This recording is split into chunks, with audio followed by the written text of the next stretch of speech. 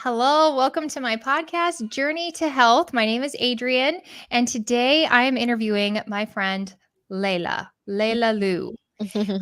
She speaks fluent Portuguese. She's a musician, a health coach, a twerk instructor, a meat fluencer. I think I'm a sexologist. I think I missed some things, but she's super interesting. Um, I'm really excited. Thank you so much for being here. Of course, it's my pleasure. So I found you super interesting from the very moment that I saw you. And how I caught you is you made a reel with a Mm, whole bunch of people that I love, Kelly and Jen and all Bella, all the people I love. And it was so catchy. And mm-mm. you made another one with the dudes. Yes, And I did. I don't know. I feel like I should show it, but if anybody's looking, they can find you on Instagram at the Dirty Carnivora. Is that how you say it? Yes, yes. And you have a ton of creative stuff on there. Thank Another you. reason I wanted to interview you is because you are so different than I am, and I love different people. So when I was in high school, I was friends with all the foreign exchange students because they're just so different. I just love it. Mhm, I hate when we all stay in our lane and we don't ever let our perspectives be challenged. mhm. But I think a lot of people in the meat space like to be challenged a little bit. So, anyways, okay. So enough about that. I'm wondering, did I hear correctly if I remember your story right? Did you used to be a vegan? Yes, yes, I And did. how did you decide to do that? And then how did you make a transition? Like what happened? Okay, so I'm going to try to make it kind of long story short because my healing journey has been like my whole life. But so I was diagnosed with juvenile rheumatoid arthritis at the age of 2 years old. So, it's been like a long journey of just trying to get rid of pain and inflammation. And I've done basically like every single lifestyle, diet, fitness thing, like every single thing you could possibly think of, like I've done. And so in the beginning, me and my family and all that, we didn't really have much knowledge on these things. But my mom has always been active and she loves martial arts and grew up doing a lot of fitness and stuff like that. And she ended up becoming a personal trainer, bodybuilder in her 20s and stuff. Later on throughout life, when she had me, we were just eating normal, regular Western diet type food, and my arthritis just kind of started to get worse. And I was on a ton of medication at the time. Every time the doctors would put me on one thing and then it wouldn't work, they're like, oh no, you have to mix this and that together. Oh, that doesn't work. Oh no, you need to mix this, that, and that. Oh wait, that doesn't work. No, no, no, scratch what that doctor said. You have to use this, and that.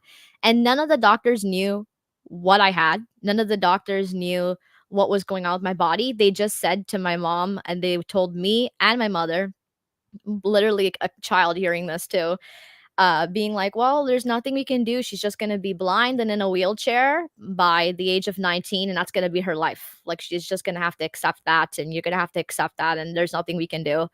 And my mom has always been very open minded and changes her opinions on a lot of things. And for her, it's like I can never like fully believe what she's saying today because tomorrow she might say something different. But that's what I kind of love about her, of that open-mindedness, that she's able to kind of like switch and learn and grow in that way.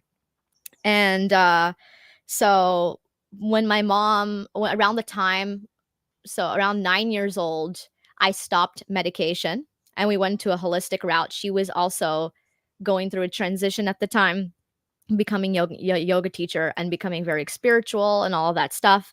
And at the time, my brother's father, he was also suicidal and like had severe depression. So she was dealing with a lot, like having a sick daughter with autoimmune conditions that was in pain, struggling all the time, and then also like having a partner that like wanted to kill himself. So she was dealing with all of this and trying to find cures for us both and trying to find different routes and things to do at that time. And about like 2 weeks after I stopped the medications, my knees started kind of aching and I started to feel it like kind of give in. And on my ninth birthday, exactly on my birthday, I stopped walking and I couldn't stand up. One day it got completely disabled and I ended up becoming like just basically really stiff. And at the time too, we had started going like vegan. So that was when we started to um, so I think that for me, for me and a lot of people that are also in the health field and stuff like that, we know that like pharmaceuticals, they can be good, but there a lot of the times it's a band-aid and not fixing the actual root cause of the problem. So as soon as we stopped everything, I think I ended up having a shock. My body was like, "What's going on?" You know, like going through all of these health transitions and going vegan and doing all these things and then with the supplementing and all that. But so at that time I did a lot of different things. My mom is also she's a Thai yoga massage therapist, so it's kind of like doing yoga but laying down in like massage form. So you're not really moving. The person's moving for you and stretching you and doing all those stuff. So I did that while I couldn't move and walk because I still needed to get, moving and still needed to do things as well. Lots of physiotherapy.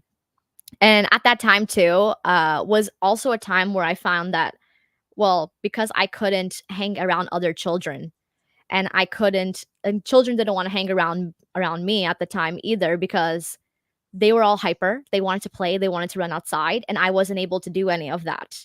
So I ended up having to go internal a lot and reflecting, and I ended up maturing really fast.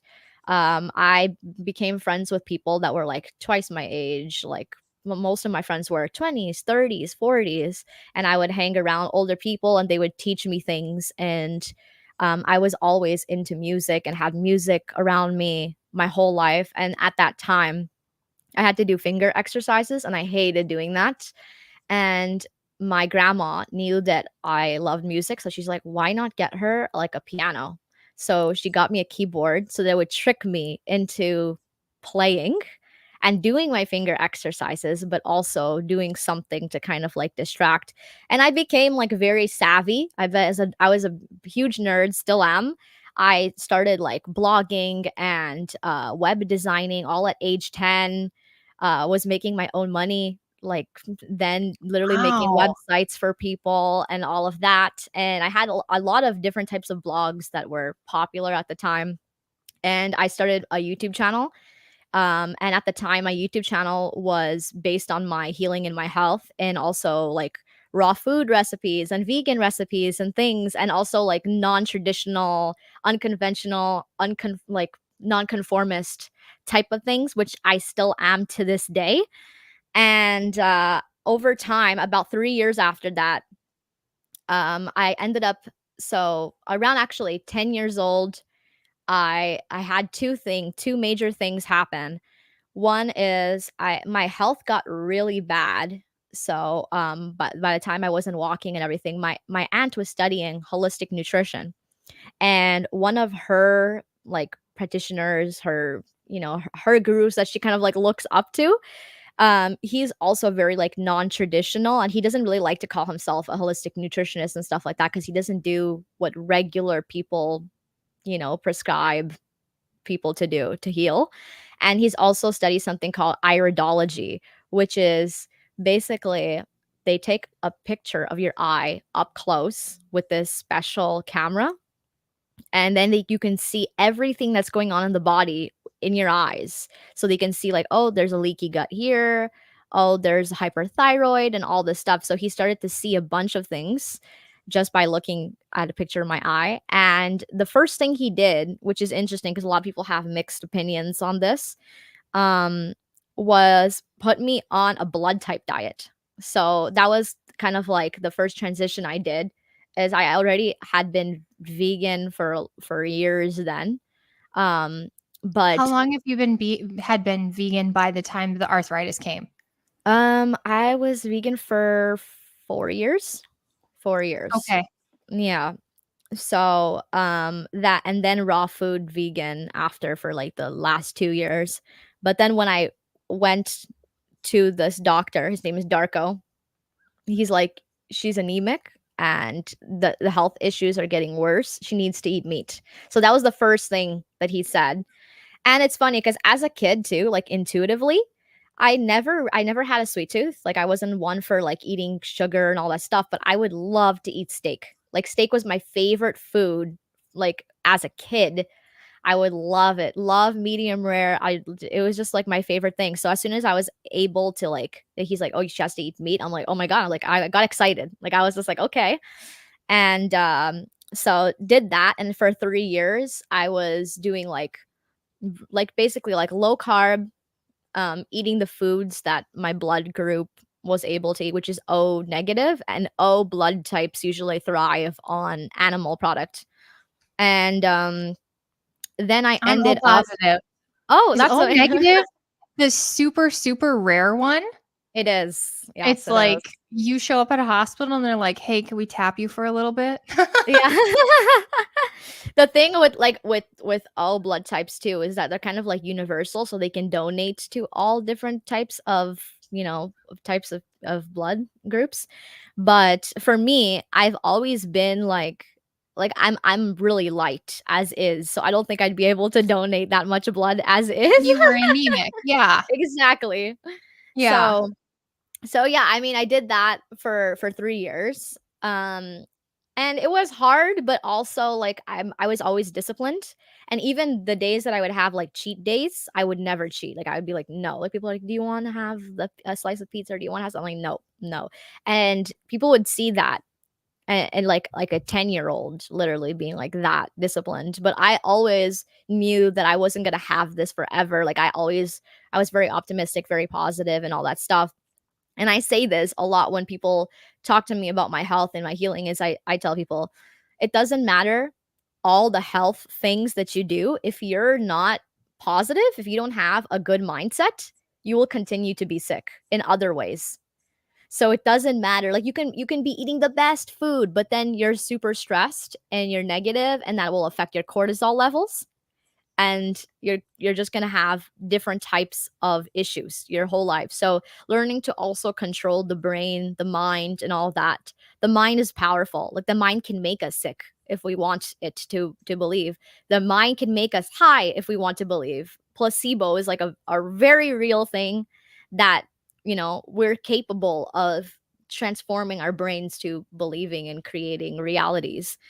So um at that time too, my uncle was a huge stoner, and he would always tell my mom to try to give me cannabis in order to help me with my pain and stuff like that. At the time, my mom was very against cannabis, and she was like, "No, I'm not doing that. She's like, that's bad and all that."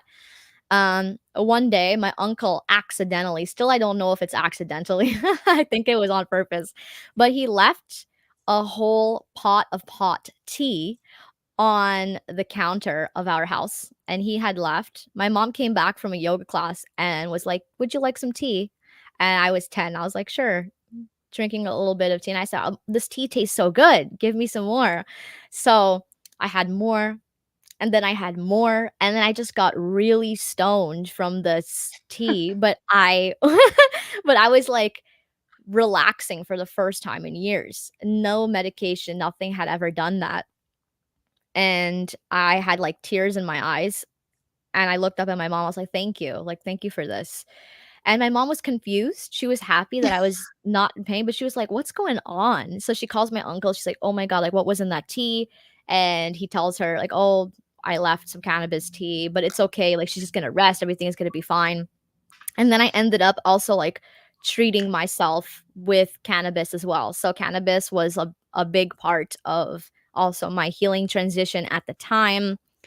And so a lot of it was just natural food and cannabis for pain and things like that for sleep because I used to have like a hard time even sleeping. One I struggled with insomnia as a teenager, got many anxiety attacks and all that stuff, had rosacea, all sorts of health things that would come up. I'd get hives all the time and I didn't know why. It would just some sort of like detoxing thing that was happening in my body.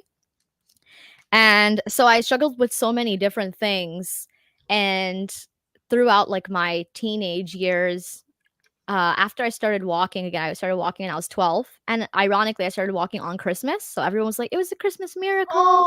So it was, like, Oh, such a beautiful moment at that time, like, the snow was falling, it was, like, perfect day. Um, and when I started walking again, my feet would not fully go flat onto the ground, like, it would ache if I would do that. So I think it was because of sitting down too much too, like, my hips moved a little bit back instead of forward, and I walk on my tiptoes. And still to this day, I walk on my tiptoes. It's something that never fully kind of came back, but I have one foot that managed to go down, the other one still not able to. But a lot of physiotherapists say that it may never go back to normal just because of the ligaments shortened, and that is not going to be an issue. It's just something to be like mindful about.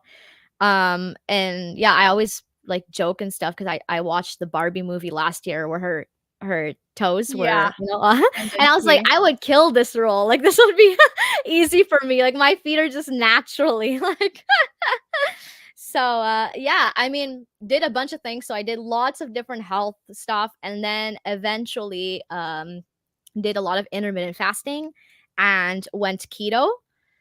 Um, and the issue was that every single year I would have flare ups, and my flare ups would happen every October. I would start to feel pain. By November, December, I would be in a lot of pain, and my knees would be like super swollen.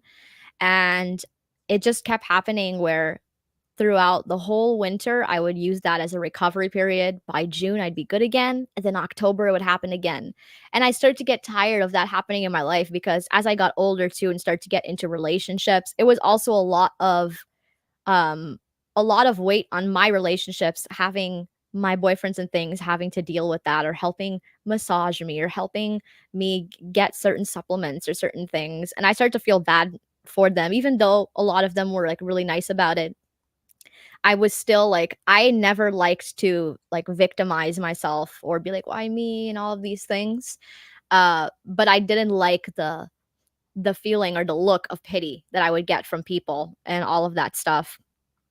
And which is interesting because when I was uh around 17, um I I had really long hair, like really, really long hair. And I eventually kind of got this, I don't know what happened, but I wanted to kind of like detach myself from my looks and I wanted to kind of like learn something new. And also have an experiment of kind of like what people perceive me as versus how what I think of myself and like my all of my like self-consciousness from my healing in my body. And I cut my hair just like up to here and it was like a big transition for me because everyone's like you never cut your hair, you never let anybody do anything to your hair. After that I loved it so much I went shorter, so I went shoulder length. And then people are like, okay, that's enough, you know, like you're good. And then I ended up cutting it shorter into a pixie cut. And then eventually I shaved my head. And when I shaved my head, I learned like I find I learned like spiritually how to detach because I started to look at my face differently, but I also started to see how people look at you differently. People were always like applauding me for being courageous and applauding me for like, wow, like, you know, you don't give a shit. You're just like, you know, you're just you and all that stuff. And I'm like, even though it's like it's beautiful and all that stuff, I'm like, why is it such a big deal? Like it's such a big deal for people. Like they cling on to things and cling on to their looks, cling on to their hair and all of that stuff. And for me, I ended up realizing like I just didn't want people to see, like people would always be like Lila and her hair. And that's kind of how it was. And I just wanted to be like, no, I want people to see like me for me first and all of that stuff. And I would get many different looks, and people would think that I would have cancer and all this stuff just because I was like shaving my head. And in that time was the time that I also felt most beautiful. Like I felt like I was just shining as myself. And I started to see like that. And it's something that I still talk about to this day that I find like it's very important for people to kind of like just detach from things, detach from materials, detach from their hair, their like certain types of appearance things that we have. Like us humans, especially us women, we carry so many things with us, not just emotionally but physically as well. Like we have purses filled with things, filled with things. We go outside, we're just like, oh, hold on a second. We're just like trying to find things. Like we're always carrying so much with us. They're like when we Mhm. don't carry things with us, we feel naked. Like we feel weird. That we're like, oh wait, oh but my phone, oh but my keys, oh but my wallet, oh but my chapstick, oh but this. Like there's so many things that like what if we just lived with like us, like our bodies and ourselves? Like what would that be like? And that's kind of like my family is like it's funny because my mom's side is super hippie, and then my dad's side, like my biological dad, he's it's more like normal, like go to school, graduate type thing. And since I've seen both, like I'm able to have conversations with just about anybody. Like I'm able to have conversations with the hippies where they talk about energies and chakras and go into like really like hippy dippy things, but also go into the very like intellect logical and stuff like that. And I find that to be like beautiful and very interesting. And even though like my mom is like a big hippie at heart, she's not like the traditional like you look at her, you're like, oh, she's a hippie kind of thing. It's like it's more from within of her lifestyle and the way she is and all that stuff. And that's kind of how my family is. Like they wouldn't expect me to be that way either. Like when people meet me, they have no idea, you know. And they also expect me to be vegan. Just by the way I look, like everybody's always just like, or like you look like you're like vegan, and I'm like the complete opposite of that. But yeah, it's interesting. Got ended up getting to my worst point around 2022. I had that was the last flare up I had. It was like the end of the year. Sometimes stress affects my flare ups too. So I always make jokes of the fact that I'm like, not only is my body expensive, like I need to, be in tip top shape and all of that stuff. And so, yeah, that was when my knees were at its worst. By January 2023 is when I started Carnivore. So I ended up getting so on my knee, like on that right knee, you could see that there's like this tiny little kind of like weird bruise dot. And that appeared before my inflammation came. I never had that before, and I didn't understand. Like I was like, I don't know what that is, but I think it was a warning sign from my body of what was going to happen, kind of thing. And it ended up basically it got like so bad that I couldn't I couldn't sleep properly. I was crying every night in my sleep and stuff. Would wake up in pain. Couldn't even like move with at that time. And at that time I was going through so many life transitions and had such like it was just like a year of like lessons and teaching and all of that stuff.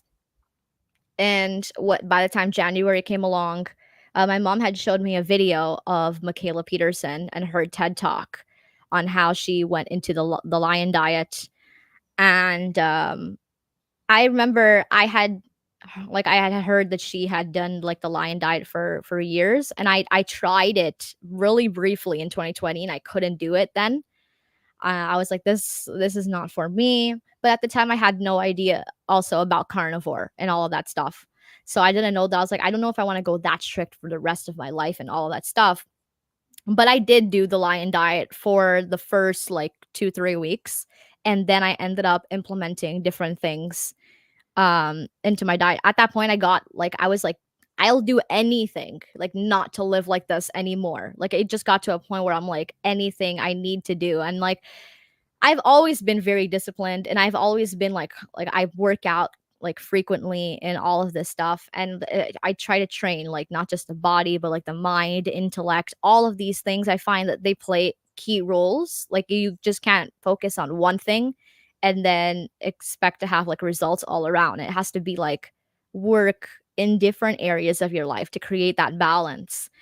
And so at that time too, I had lost all of the strength that I had, and I was really fit and strong before, and I couldn't even do like a simple like yoga sun salutation. Couldn't even go like to do a cobra. Like my body was just not able to. Couldn't even do a single push up, and I was able to do so many back then.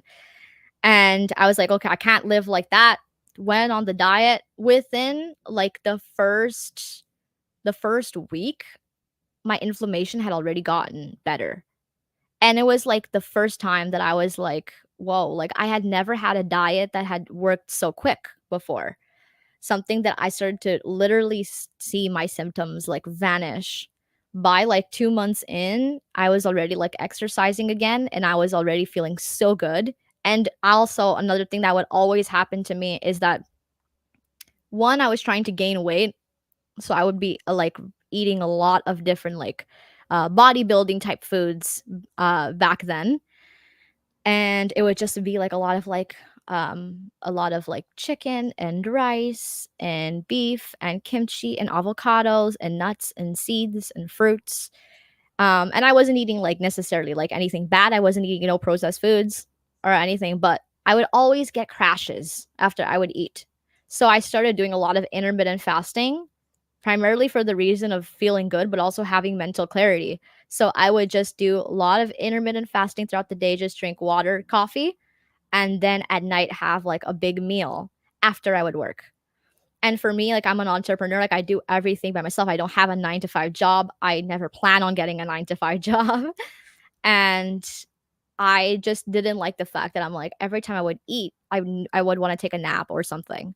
And now my energy levels are just stable. Like there's no crashes. And that's the one thing that I loved so much about carnivore too. I'm like, not only do I feel good and my inflammation is going down so quick, but I started to notice so many different things. My skin was changing, my hair was changing. My hair already grew fast, but now my hair grows incredibly fast. Like the amount of times I have to retouch my roots now is crazy.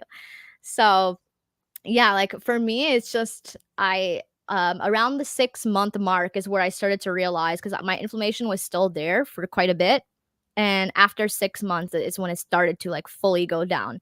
I had a time where it took a while, and then I think around October is when it completely disappeared.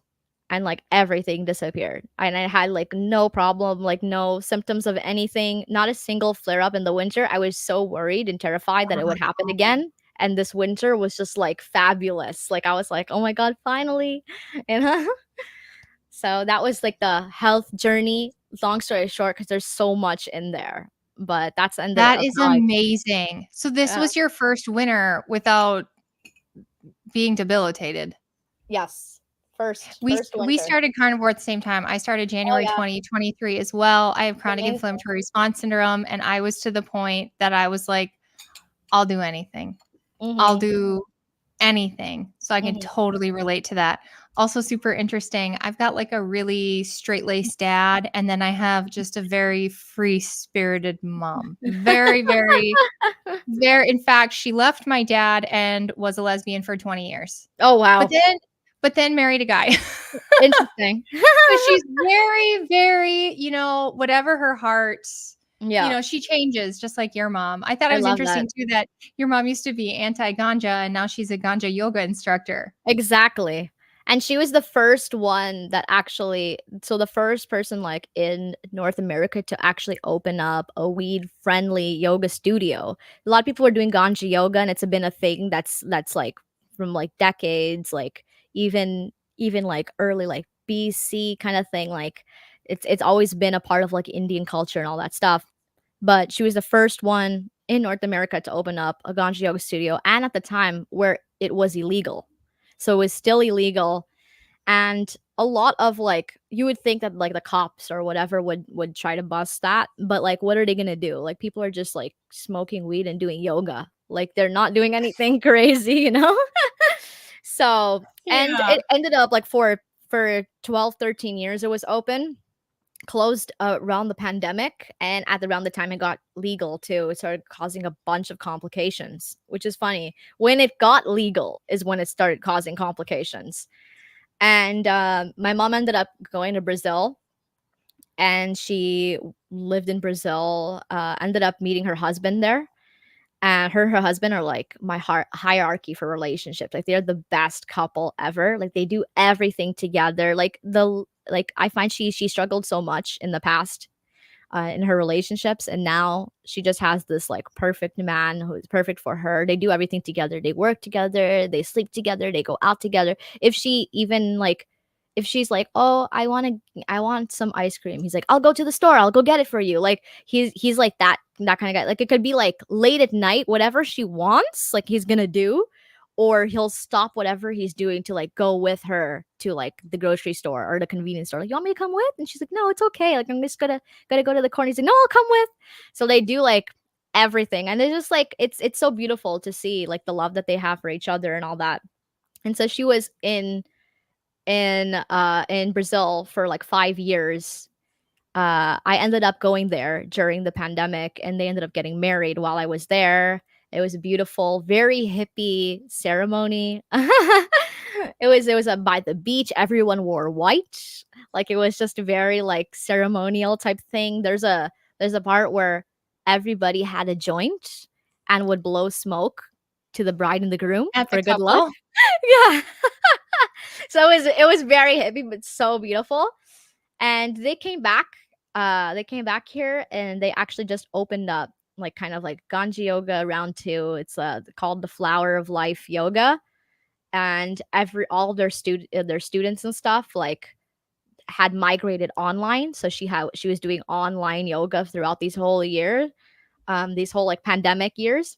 And then now they're happy that it's like there's a physical space open again, and it's been going good. It's like the family business. So did she move close to you? Oh yeah, so we when she moved back, it's funny, like when she moved back, I was living in British Columbia with my ex at the time. When we broke up, we came back here to Toronto, and we all had no place to go. So like my at the time, it was really hard for us all, which is it was an interesting transition. My mom, my sister, and my dad, they had a place in Brazil, and it was a really nice like beachfront house and all that. They come back to Toronto with like nowhere to live. So they were at my aunt's house, sleeping on my aunt's floor. And then when I was in BC with my ex, we had a whole full house, like with 3 floors, like 3 bedrooms and everything. And I just left everything that I owned there, came back with my dog and started over. And then I had nowhere to go. So it was still at my aunt's house, but my grandma lives below. So I was with my grandma.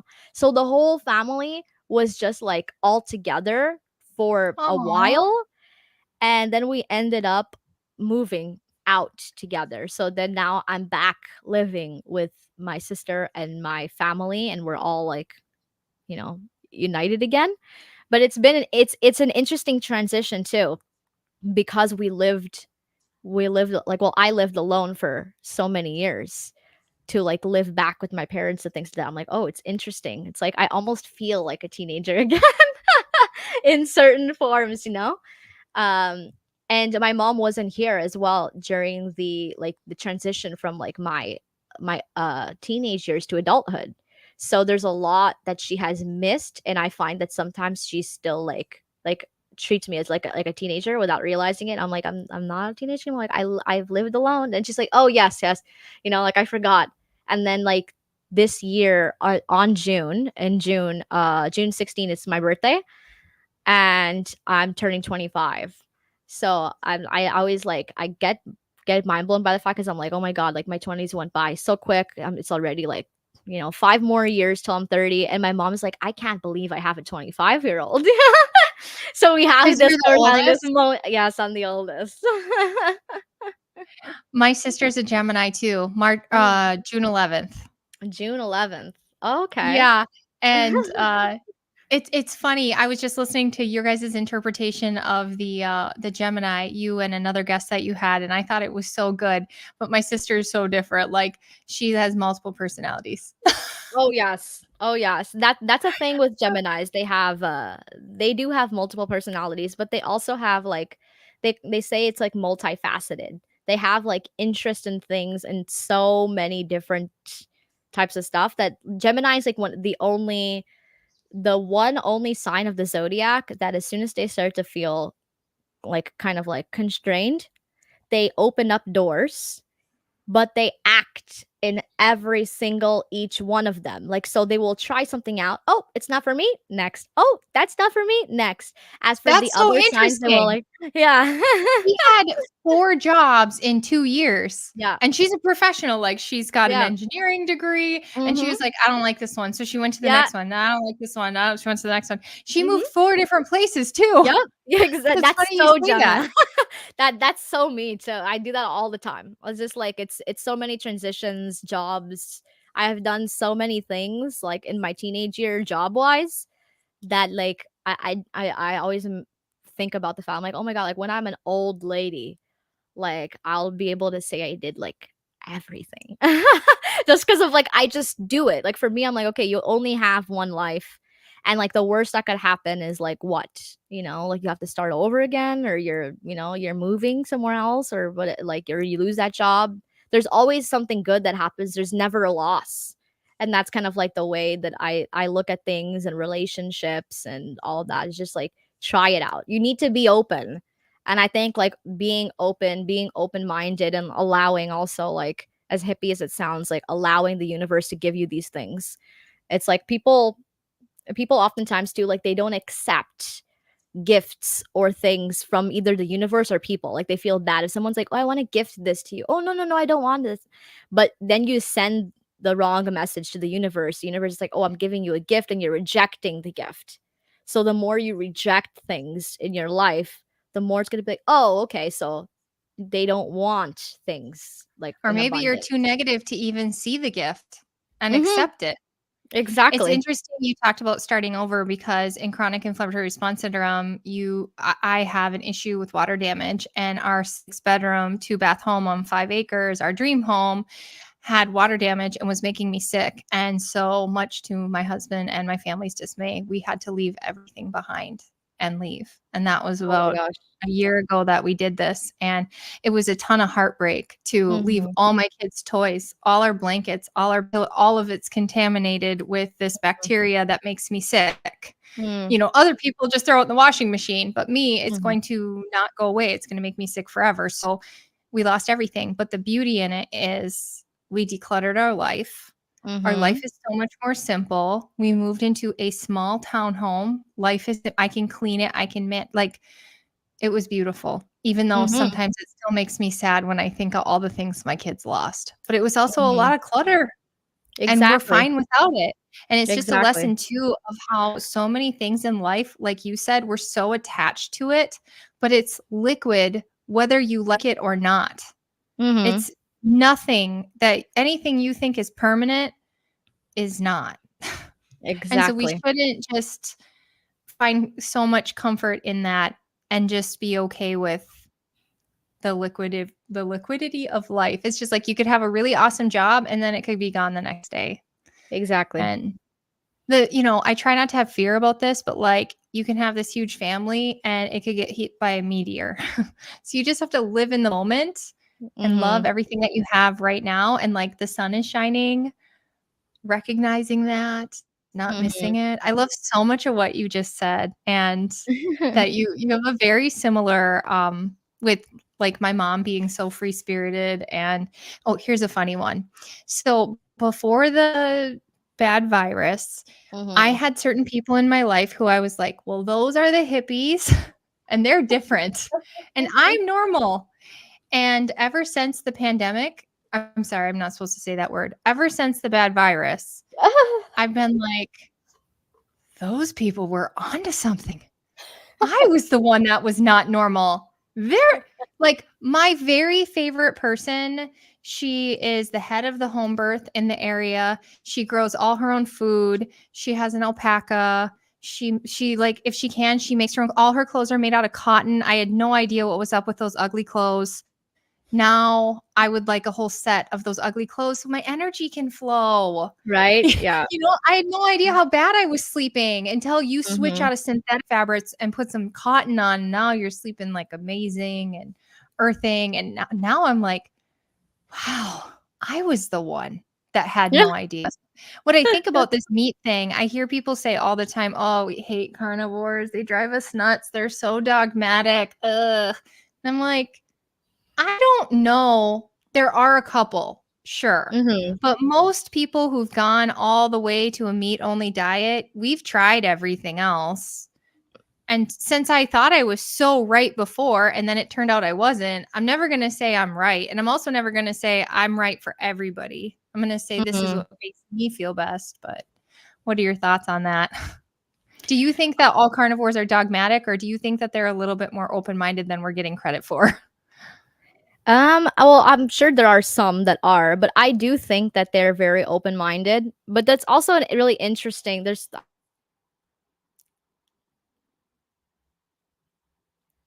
Dang it, it's probably my internet. Is it my internet or her internet? 1 second, people.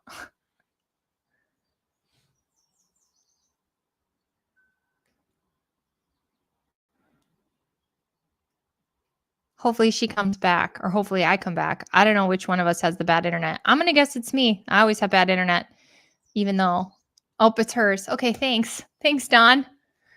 Well, I hope she comes back because I think she's just like the most interesting person. And if you haven't checked out her Instagram, it's great. She's really, really creative. She's constantly sharing posts on meat. I love that she's younger. There's so many, there's not even that many 40-year-olds doing this. Oh, I think, oh, maybe. Yay. I love that we have some younger representation just saying, hey, give this a try, because I think younger people are more geared towards still the plant route, whatever the propaganda, whatever's on the TV, what we're being told in schools. My daughter just told me as an 11-year-old that she just took a class on being vegan in school, so the younger people typically aren't open to the meat thing. So I'm grateful that we have you, a younger person, saying, hey, this has been awesome for me. I have Mhm. horrible internet too. Alright, let me see if everything's good. Yeah. Okay. We can hear you and everything. Okay. So do you Perfect. think that we are very dogmatic? I don't really think so. I find vegans to be, and I know that there's like this huge thing where it's just like there's like the vegans versus carnivores kind of thing, and I find that I have so many opinions on this, but I know there's so many carnivores out there that create content, and I love their content, but I think personally that they're a little too nice sometimes. And the funny thing is that I have a lot of my carnivore friends and carnivore creators that message me privately and that tell me that they wish they were a little less nice in a certain interview or in a certain video or response to things and stuff like that, instead of letting people walk all over them and all of that. I find that it's interesting too that uh so one thing is like with my content, it's very controversial. I have so many things that I say and do on my page that I'm like, okay, even for myself, I'm always thinking about like, like what's my limit? Like where am I? How far do I go with this? And I'm like, do I care too? That's the question. Is do I care? It's like, and I Mhm. started to realize a lot of things where I'm like, I don't know, like these are all things that we're thinking, we're just not saying.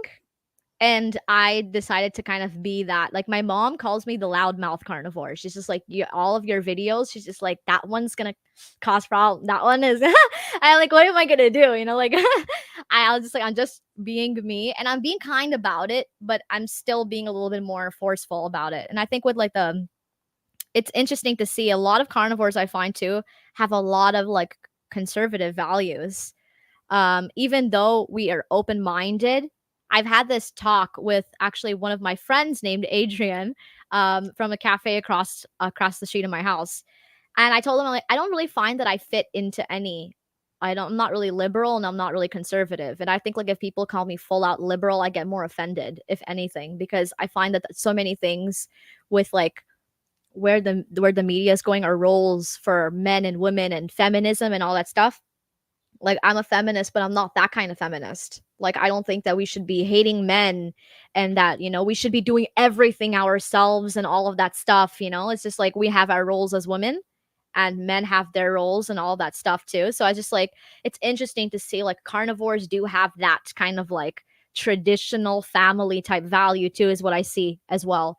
like a kind of conservative in that way. And I find that because a lot of like as well like the vegans and also people in general nowadays are just pure like liberal, like in the sense where it's like everything is like the Me Too movement, like feminism, you get canceled for things and all that stuff, that seeing people have like different opinions of things just like carnivore already is like something super like taboo to a lot of people, uh like kind of shocks people, scares people and all that stuff. But it's just like I find like if we were all just a little bit more open-minded in these things, like even us carnivores sometimes, because sometimes I find like we can be a little bit stubborn in certain things or whatever.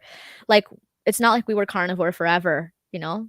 Some like we've become carnivore and we know how good it feels, like we know how amazing we feel, and we just want other people to feel that way. And I think that's where it could kind of sound a little preachy in that sense or whatever. But it's just like there are known things in health that are just like that are facts, like even when it comes to like vegetables and stuff like that, like we oxalates are something that is not a toxic compound that you're spraying. It's a toxic compound that the plants create themselves. That's a fact. Like that's a fact. So it's just Mhm. like there's nothing to argue against that. Like that's something like Google it. You can see it. And it sounds annoying and I sound like sometimes like a know-it-all in these situations and things like that. And I'm very much aware of that. But I'm like that's just like what can I say? It's just like there's so many pros and cons to things in life and all of that stuff. It's just like it's literally just about being flexible and open-minded. And I am flexible and open-minded to like if one day I realize that carnivore is no good, if it's no good or whatever, that I'm open to being like it worked for me for that period of time and now it doesn't work for me anymore, and I'll be open and honest about that experience. I'm not going to let that get to me and be like, "Oh, that was a waste of my time and I didn't know any better." No, like that's the what you knew then. And then it's like that is science, that is learning, that is growth, is to be aware of these things and to be aware that you can change. You can do something different. But in my personal opinion, I do believe that we're not all that different when it comes to like biology and stuff like that. I believe carnivore is for everybody. Like that, and that's my opinion. A lot of people are like, "Oh, what works for me may not work for you, or what works for you may not work for me." That's me, the Um, carnivore nice. Yeah, yeah, I should no, just change my name, no, carnivore nice. Like, carnivore. one time I even left in an interview and I even left the door open for veganism, and in reality, I don't think veganism's healthy for any human being. Mhm. Yeah, I can relate to vegans in a way of they're looking and doing the best research they can to be as healthy as they can, and they're yeah. they're willing to restrict things. Mhm. So I can relate to that, but I don't, yeah, like because of the oxalates and stuff and because of the issues I've had. I was incredibly Exactly. sick until I dropped the plants and I was eating the clean plants. I was growing some of them myself. I was eating the good Mhm. plants. Yeah, exactly. No. And it's, I do Yeah, wanna kinda dig into some of your sexology and stuff like that for because sure. it's so taboo. But Of I do wanna course. say, yeah, I totally agree with you on a political standpoint. I used to call myself a conservative, and Mhm. now saying that out loud kinda makes me wanna throw up a little bit because I think that we were divided and we thought that we were so different. Mhm. And in reality, I think we all want the same. Like, I want everybody to be happy. I don't even know what that means for everybody. So, and also with like marriage and stuff, like I'm very, very traditional because I think in Mhm. society that just works really well. And I also think primally that way. But I think Yeah. there's a lot of things outside that are primal that may not have always worked super optimal, like open relationships. Like to me, that kind of makes sense. Like men were built to spread seed, and so I could see primally how that would work. I think societally that might be kind of tough. But I Mhm. see primally how that is a way of life. It's like it doesn't go against nature. I don't Mhm. know. So Yeah. there's some open-mindedness there, but yet, you know, I There's guess some that way I'm exactly. still a little bit more like, Mhm. let's let's keep it easy. No, I agree Like with I you think there. in history there were like these multiple women because they would want to be provided for. So like the guy that could provide the best would have multiple wives and they Mhm. would kill each other. Yeah. I But mean, you it's know not how we all go that. back to Yeah, our ancestors, ancestrally, this absolutely happened. 100%. Yep. And we go Yep. back, our ancestors ate meat, well, our ancestors also had multiple wives. Exactly. Yeah, Okay, I so mean, what does it yeah. mean to be a sexologist? Okay. So a sexologist, long story short, is basically being a sex expert and like relationship expert, coach. There is also like there's different umbrellas of sexologists that are also like therapists that are like professional therapists and stuff. I am not a therapist. I am a coach, but eventually I do want to study to also get to my therapy sessions and stuff like that. I find that naturally I already kind of do intuitive therapy within my coaching and stuff like that. I've always been very interested in sex and relationships and the biology and the anatomy of females and males and all of that stuff, and particularly males, because I find like I know so much about my own body, and I'm also a woman. So I'm like, oh, I get so intrigued by like the male mind and male responses to things. And I think that that's the one thing that's like we're not all that different. But men and women, we do have differences when it comes to our physical biology. And I find that that also affects like our health. For example, like even with fasting and things like that. I find that there's a lot of studies that are done, and primarily they're done on men, but not a lot of the studies are done on women. And even the studies of women, like for example, there was a study years ago, decades, where they talked about the women's clitoris, and the women's clitoris have 5,000 to 8,000 nerve endings, but that was actually done on cows. That wasn't done on women. And and then they said that that was the response, that was the research. Only in like 2022 did they conduct a research where they used real women, and they figured out that we have more than 10,000 nerve endings. So there's so many things like that that still to this day were tested on rats or cows or other animals, female versions of them, but not a lot of research done on women. And with fasting, for example, there's so much research of how it's good for you, but there's so many women that fast and have so many issues with it as well. And the reason of that being is the time that you fast. With men, it works amazing because men, they're made to have energy, to be primal, to hunt, to provide, to do all of those things. And still in this day and age in our society and stuff, we're all about go, go, go, hustle, hustle, like work, work, work. And for men, with their bodies running on a 24-hour cycle, that's amazing. But for women, it is not. For women, we produce estrogen, so we have higher level, lower amount of it, depending on the time of month, depending on your age and all of that. And the best time, for example, for women to fast would be after their period, the 2 weeks after their period. So where testosterone goes up, estrogen goes up, and you feel amazing. You have that energy, and your hormones are pretty much good to go for you to be able to incorporate fasting. But on the week before your period and during your period, you're already losing blood. You're already getting your hormones like are getting out of place. There's so many different biological things and switches that happen that it would just cause extra stress and more cortisol to go up. So a lot of the things too with sexology and all of that is also researching a lot about like health and women's health and anatomy and all that stuff. So I find it goes hand in hand together.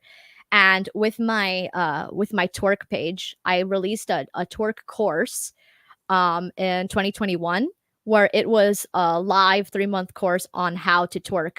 And I explained twerking in a sense that a lot of people wouldn't have imagined, where I talked about it, helping with sexuality, helping with releasing trauma stored in the hip. So there's a lot of spiritual aspects, but there's a lot of physical aspects, and I incorporate lots of sexology in it. And I still teach twerk classes. I still have my twerk page online and all that stuff. But right now it's more leaning it towards like health coaching and carnivore coaching, but also incorporating the mind, the body, and all of that together. And so that's why I wanted to have a little bit more of like a sex focused carnivore page where I talked a lot about hormones and I talked a lot about what happens with females and things like that. And believe it or not, it's just like a lot of us still don't know certain things with our bodies. And I have so many friends that are like well in their 30s, men and women, that don't know how certain things work even during sex, or like how to get pregnant or things like that, or like tiny, tiny things that I'm like, no, like that can get you pregnant actually. Or, oh, that actually is not good for the semen, like tiny things that you would think that people would know, but they don't. And it's the same thing when it goes to health. Like we're so like focused on like the food pyramid and having all the colors of the rainbows on our plate, the more colors the better, kind of thing. And it's just like it's just bullshit. Like the more we go and look into these things, the more we start to see patterns within our health and biology and all this stuff. And like when you are horny, it means that your hormones are working properly too. We're supposed to have good libidos. Like we're supposed to have, like we're made to, like eat meat, eat seasonal fruits, and have sex. Like that was And have that was our babies. job. That was our job. Yeah. That was it. And literally like women having babies and the men providing and hunting and all of that stuff, and women being around other women and having feminine circles, and a lot of it is hippie I love feminine nowadays. circles. My Yeah. one friend I was telling you about with the alpaca, she had women circling women, and, like, especially when you're Hmm. pregnant, we would literally just be together and touch each other's bellies, and at first that I was like, "Please don't touch me," but then I don't know, there's just something spiritual about it. There There's is, something there is. medicinal about a woman's circle, there really is. Hmm. And when you talk about, like, us eating and procreating, that's sexy talk. It is, it is. It's so primal, it's so sexy, it really It is. is, it really is.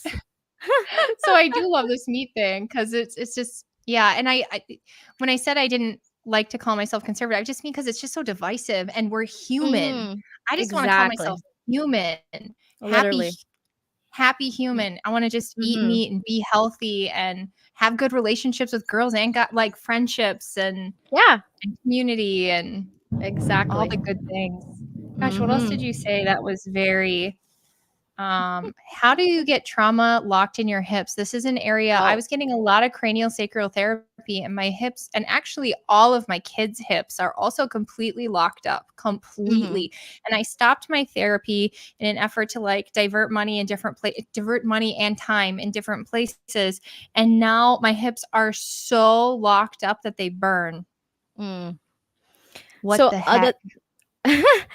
so the thing with like trauma stored in our hips and stuff like that is that we have stagnant energy in our bodies, and the majority of things that we do, us humans, especially in this societies, we don't do primal movements anymore. We don't do stuff that we used to do in nature, where we would climb trees or hunchback or like crawl, and all of these things that would be beneficial movements for our spine and our body. We don't do these things anymore. All we do is stand up and sit down, and stand up and sit Mhm. down. It's a very rigid movement. It's a very rigid movement to literally just be, very structure, almost like a robot kind of thing. That men and women both have, like most of the hip area is not open. Men don't even have flexibility just even to bend down properly. Like they can't even usually bend down. Like they're usually like just literally like hunched back kind of thing and all of that stuff. So there's so many different types of movements that are beneficial for us in that way. But the interesting thing is, for women in particular, is a lot of the emotion that we don't express gets stored in our hips. So gets stored in our hips. It gets stored in that spiritual area as well of the chakra, in that lower sacral energy area.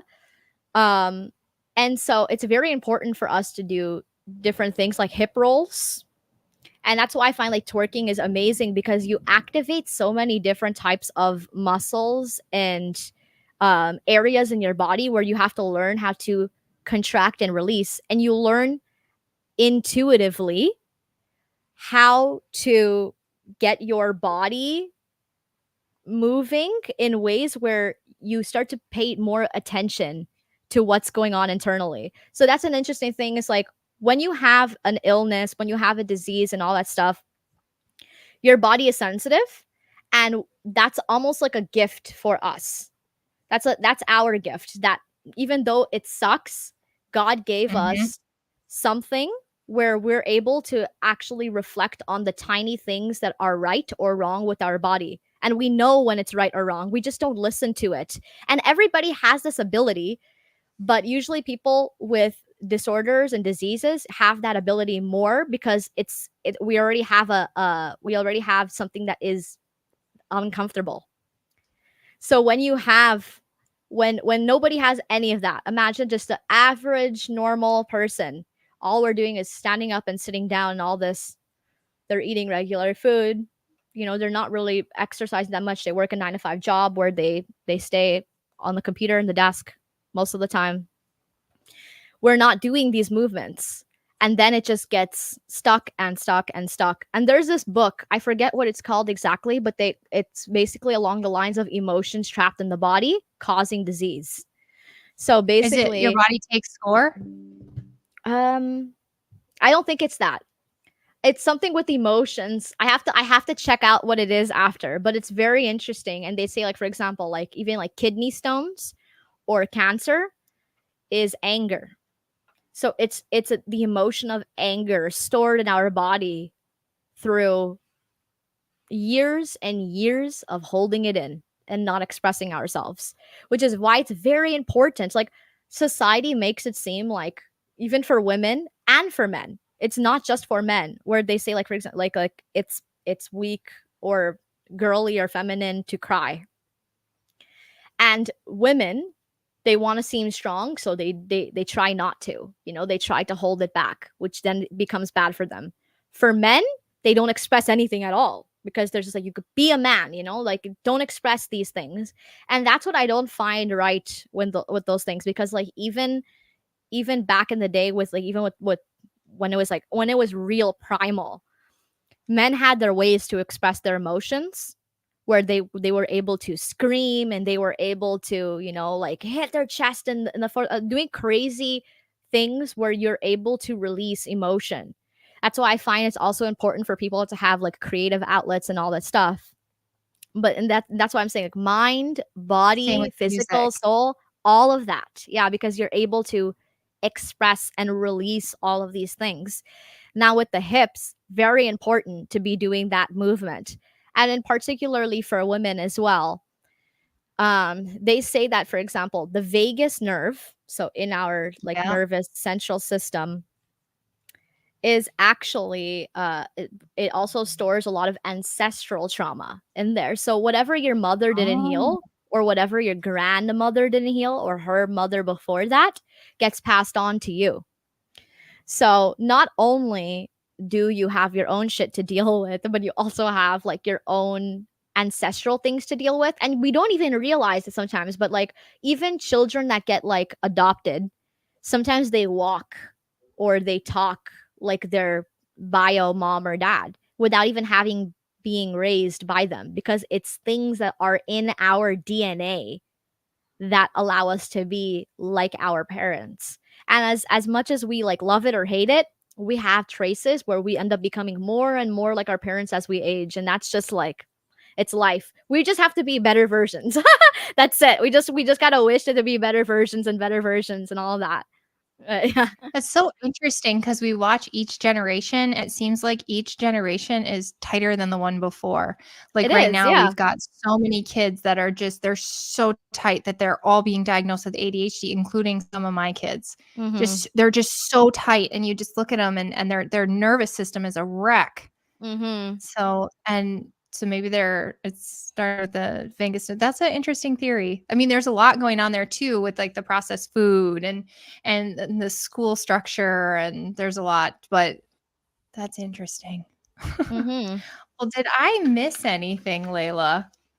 I took a lot of notes here. I do think it's interesting you said sensitivity is a gift. Mhm.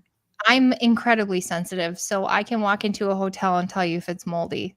Mm. I absolutely can. I can tell you what room in the YMCA is moldy. I can, Oh, and wow. that's a gift, a Yes. curse and a gift It because is I a get curse and a sick, gift. but Mhm. it's a gift, and it's the same with when if I wouldn't even try to eat processed food because I would immediately get sick. Yeah, exactly. And so it's a curse, but it's also a gift because now I'm not gonna eat that poison, where other people have no consequence. They can go to McDonald's, eat french fries, and they don't feel a dang thing. Or do they? And they just don't know it. But They just don't know it. I That's the thing.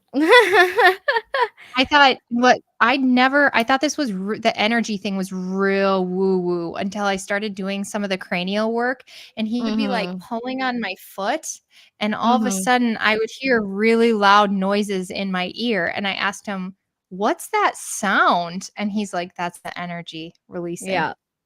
Yeah. No joke. It's a No, yeah. real thing. It's a real thing. Everybody get rid of your synthetic clothes, put your feet in the damn grass and get some sun. And we sound crazy saying it. That's the thing, you know? It's really fascinating. Even with like an interesting thing with like the how you're able to sense like the mold and stuff. I'm able to know when it's gonna rain, even when the days that it looks like it's not gonna rain. I could smell it and feel it in my knees. And my friends always like find it weird. I'm like, it's gonna rain today. And they're like, what's wrong with you? Like, I'm like, no, it's just wait. Sometimes I'd be like at the beach in Brazil and I'd be like, okay, I'm going home. And they're like, why are you going home? Like, because it's gonna rain soon. And they're like, no, there's no rain today. I'm like, okay. And then I would get home and it would be pouring rain. And I'm like laughing because they're still at the beach, knowing that they're getting soaked. But it's just like, it's with our bodies and stuff like that. It's like we need to be able to be like in tune with that stuff. And sometimes it takes years. It takes years. And it takes sometimes, unfortunately, it takes people having illness in order to learn because it's like telling a teenager, 100%. like, don't drink. You're gonna get, you're gonna get a hangover. You're gonna be like, okay, sure, until they experience it themselves, then they're not gonna listen. It's just like you just gotta be like that's why it's like with carnivores and stuff like that and content creators that we create content showing what we're doing or showing the foods we eat and all of this stuff. We're giving information, but that doesn't mean like everybody is going to be doing it and all that stuff. But they're going to remember. They're going to I remember like the that video seeds. they seen. So It took a yeah. lot of Paul Saladino seeds for me to get rid of the plants. And honestly, Yeah. I was still letting in at some points in my journey, still letting in some of the natural flavors, some of the keto grocery foods that I thought were so healthy, the chia Yep. seeds, so many of the things. It took a lot of seeds. So I Mhm. hope that me and you can just keep planting seeds too and that they just grow for other people. I think they will. There's a lot of people giving it a try. My husband, I never thought in a million bajillion quadrillion years he would ever try. And he didn't exactly try like he still ate french fries, but he cut the pop and he ate more meat. And he lost 30 Mhm. pounds in 3 weeks. Bastard. And, and he's actually kept it off despite going back to the standard American diet. But what came back immediately was feeling like crap. So now every Mhm. single day he knows, man, I feel like crap. Man, Yep. I need to stop doing this to myself because he didn't even know Yep. he felt like crap Mhm. until he tried it. Exactly. And that's the thing. That's the thing. I Well, don't find that. Yeah, go ahead. I was just gonna go ahead. You go ahead. So, I have a lot of like friends in their early 20s or so that they're like, "Oh, but I don't have the same illnesses that you have, so like I'm fine. Like I can eat these things or whatever." And I'm like, "Yes, but you think that now." I'm like, "When you're 25, you're going to start to feel it. Then when you're 27, 28, you're going to start to feel it. Then by the time you're 30, you're going to have a thing or two. You're going to have back problems, you're going to have sciatica, you're going to have like some skin disease, you're going to have something. By the time you're 40, your hormones are all going to be fucked." I'm like, and then I was like, for women, they start to have menopause and all that stuff, and they have severe symptoms. We're not supposed to be having Mhm. all of these things. We're not supposed to be having all of these like hot flashes and all these things happen. Like, those are hormones going crazy because we haven't trained our body our whole life.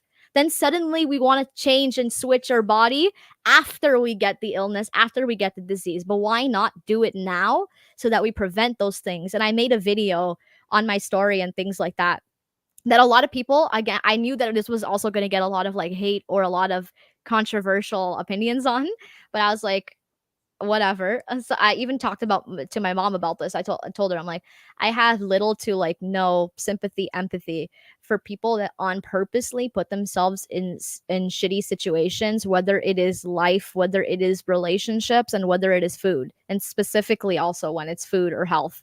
Like when they make excuses not to eat right or not to exercise or not to do those things, I'm like, I'm here to like, be that friend that like supportive or whatever, but that doesn't mean that I approve of that lifestyle. And I specifically tell my friends that. And I have a friend right now who is doing the carnivore diet, and he's doing my coaching program, as well as I told him I need more men for testimonials and stuff like that. He's like, for you, I'll do it. It's fine, whatever. But he's been complaining about it nonstop, nonstop. And he's just like, oh, like I don't know, like maybe I should just like go back to eating it, or how's it gonna be like so bad? Like what's gonna be like what's the difference gonna be? Or it tells me like, oh, you have the illness, I don't have the illness, so I'll be fine, or things like that. Or like he's right now, he's like, he got into like a bike accident and stuff like that, and he's like trying to chew his food, and he's just like, oh, chewing steak is just so hard, like to chew that steak over and over again. And I look at him and I'm like, what do you want me to say? Like, give up, don't do it. Like, I'm never gonna say that, I'm just like, you do what you want to do, but I have other opinions in regards to those things. And so some people were like, oh, but the empathy, the sympathy comes with maturity. You're young, and that's why you don't have the sympathy and empathy for things. I'm like, no, I've suffered my whole life, so I know exactly what it's going to lead to. So I'm not going to suddenly develop that, that empathy or stuff. And I don't have to be this perfect person that has that has perfect spiritual empathy awareness for every single thing and person out there. It's just like we need to learn how to have boundaries, and need to learn that there are some things that we're willing to accept and some things we're not, and that's okay. People make it a big deal, and you're a bad person if you don't agree with something, whether Yeah, I it don't like is a that. value or whether it is health or whatever, like that you're bad. Oh, you're not empathetic, you don't have any sympathy, you're egotistical, you're all of these things, just because maybe you have like one opinion about something that they don't have an Yeah. opinion on, you know The one area I think I've grown more empathy for than ever, though, is people who are so overweight and Mhm. they're trapped, and here's why, because it was me, first of all, and they Mhm. think like I was sitting on an airplane next to a guy that weighed like 350, 400, something like that, and he's eating this Mhm. little salad, it's got some chicken, and he's putting his fat-free dressing on it. So here this guy is working so freaking hard, and then he's kicking himself when after that salad, he's starving to death, and he binges. And the problem, so there's where my empathy is. He has no 100%. idea that the He has food no he's idea. eating is wrong. He has no idea. He's working Mhm. so hard, and he's hurting his body, because I was doing this, eating Yeah. low calorie, low fat. He's Mhm. hurting his body. He's putting his metabolism into starvation. He's hurting his hormones, and his hormones fight back. And it's this Yeah. perpetual cycle. And then they binge, and then they think, oh my gosh, it's my fault because I binged. Yeah. And the reality is, if instead of that salad, he had a big fat steak, he would have never probably binged. Like the chances Exactly. of binging after a huge ribeye are significantly less, like 5,000 times less than if you're eating that tiny little bowl of grass. Mhm. So those are the I people I have agree. sympathy I for, the agree. people who are working so freaking hard and have no idea, and then they're kicking themselves and blaming themselves and going through like, why can't this just work for me? Why can't I get this 100%. to work? It's my Yeah. fault. Especially they watched our show, The Biggest Loser. They saw us calorie restrict. They saw us lose all this weight. And they're like, why can't I be like those people on The Biggest Loser? Well, because Mhm. 5 minutes after the show, we all gained our weight back. It's not real. Your advice Mhm. is wrong. Exactly. Those are the people Yeah, I do have sympathy for. Now, my husband, who's 100%. got high blood pressure, and is eating French fries and washing them down with 7 gallons of Dr. Pepper, You Yeah, know, I mean, he it's knows. He yes, knows better, and he's not doing when it. you know, that's the thing. But they say there's a saying that I love so much. It's like my favorite saying. It's to know and not to do is not to know. What? To But you do know know. and not to do is not to know. But if you knew, then if you knew that it was that great for you, if you knew how amazing it was, then you would do it. But you're Yeah. not aware of the circumstances. So to know and not to do is not to know. You can't say, I know it's bad for me. I know it's bad for me. No, you don't, because you're still doing You don't it. know enough because You don't know if you enough. did, you would do it? Exactly. Yeah. Mhm. Well, we'll just keep planting seeds. And Most definitely. I think you're fabulous. Thank you for coming on Thank my you. show today. Of I hope course. that like 10,000 people watch it just because you are so freaking interesting. And I love adding some spice. I feel like you're so spicy. I hope that you'll go on my friend G's show. No I pressure, would but love that. Yeah. you gotta go on G's show because she is so spicy. I mean, I am, even though I don't want to label myself that, I am super traditional, super Mm, conservative, mhm. and that's just how I feel comfortable. But she's fun. Which is why her and I do a show together. She's way more fun than I am. And I like to surround myself with people who are different in hopes that I have growth. That's amazing. I love that. Are you by any chance a water sign? I'm a Pisces. I thought so. Wait, okay. We're just have to take 5 more minutes for this. We Okay, how will. did you know that? And then secondly, I gotta tell you about my husband. It'll blow your mind. So, Unless you can guess what sign he is. oh, interesting. So the funny thing with astrology too is I love astrology, and every single podcast of mine I always ask for people's signs. Sometimes I guess people's signs, but usually when I guess them, it's right. It's either, if it's not right, it's in their big three. It's in their like rising or moon. And the reason being too is not just personality, but looks. So I look the like a it, Pisces? you look like a Pisces. Now I'll explain. Tell me So how. every zodiac sign is ruled by a different planet, and each of those planets have different physical characteristics that affect them. So for example, Tauruses tend to be like more rounder, and usually people who struggle with like binge eating or tend to get more overweight, their dark side physically would be that. So usually they're Tauruses, which is really interesting to see. So every zodiac has different, but Tauruses, for example, they have really strong structure. They tend to be of average height or taller. It's like they have like like some sharp features, but their features are very symmetrical because they're ruled by Venus, which is the planet of beauty, love, femininity. As for Pisces, for example, Pisces, they have a couple of key characteristics. I love Pisces. So It's uh, okay. Go they for it. have Tell me. the I am very rarely offended, which is why I'm okay with being on YouTube because people can send me tell me all the veggies I need to eat. I really don't give a crap. So go ahead. so they do have like a uniqueness, almost like a very mysticalness to them. But they tend to have either like daydreamy or stoned eyes. That's the number one thing you see. Either their eyes look like they're very like daydreamy, like very brilliant, or it looks like they're stoned. Like there's Am no I in between with stoned? Pisces eyes kind of thing. Is it because my eyes are slitty? Do I look I stoned? thought you have the daydreamy eyes. You have like princess Okay. eyes. Like like those cartoon type Oh, eyes. Like no one's ever said that to me before. That's the sweetest thing anybody's ever said. they also tend to have they also tend to be clumsy, and they have a walk. When they walk, this is the weird one. When they walk, they tend to walk like a fish. They have like an interesting walk that's almost like, like their feet are like they don't every zodiac sign, like for example, like they the way they hold themselves up and they walk, their energy is different. Like you have a lot of water sign energy, where naturally too, like even the way you speak has a lot of like emotion coming in. and a lot of it is very intuitive and almost like psychic, which Pisces also tend to have psychic energy. So you should also like, watch for that. The more you like pay attention to even your spiritual side, the more you'll see that you definitely have some sort of psychic intuition or energy when it comes to that stuff. And psychicness comes out in many different ways. It's not necessarily of kind of like, oh, I'm predicting this tomorrow kind of thing. There's so many different types of intuitive nature, but Pisces has that.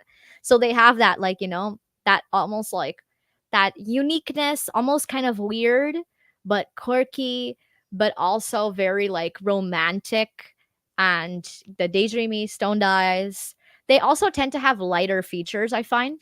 Like most of the Pisces I know tend to have lighter features in their face, which is interesting to see. I wonder if that's a correlation because I have no idea if that is, but I find that all the Pisces I know uh, are usually have like a little bit of more softness. Even the ones that have like dark hair, they have almost this golden texture, or like this Oh, golden you're honey making brown us eyes. sound so Oh yeah, magical. I love Pisces. They are magical. They're very magical. Okay, so tell me, who do you think I married? Mm, that's interesting. Because it's interesting thing is that sometimes like we either attract like someone who's like compatible with us, but a lot of the times I find that sometimes Pisces tend to have like people who are different, who are different than them. um hmm, Interesting. Do you want me to just tell you? Sure, sure. Okay, so my first husband, who's not right for me, we'll go with Mm, that. His birthday was September 3rd, okay. right? So 9 it's 3 Virgo. 83, Mm, and he was not right for me at mhm. all. And then my husband is a Leo. Oh, And they okay. say Pisces Okay, yeah, and they go Leo are either horrible, or really like the good. worst Yeah, match yeah. ever, or the Mhm. most beautiful match ever. Yeah, But they have rarely a can you make it to the beauty. It's often a nightmare. Is that what you've heard?